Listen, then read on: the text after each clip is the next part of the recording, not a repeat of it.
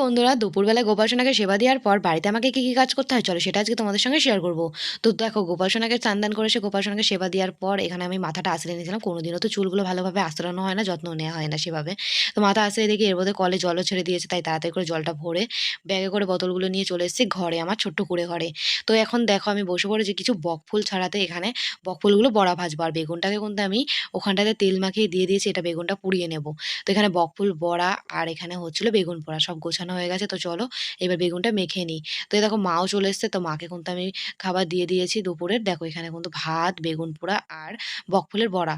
তো আমিও কিন্তু জমিয়ে বেগুন পোড়া আর বকফুলের বড়া দিয়ে সুন্দর করে খেয়ে নিয়েছি। এখন অল্প কিছু কাজ আছে খাওয়া দাওয়ার পরে, সেগুলো সেরে নেবো। ঘরটা মুছে নিয়েছি এঁটো জায়গাটা, এখন বাসনগুলো মেজে নেবো মা আর আমি মিলে। তো চলো বাসনগুলো মাজতে মাজতে আজকে তোমাদের সুন্দর একটা ছোট্ট কমেন্ট বলি বন্ধুরা।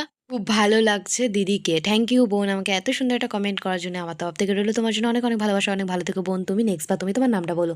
তো বাসনগুলো মাজা কমপ্লিট হয়ে গেছে, এখন ঘরে নিয়ে চলে যাবো। টাটা।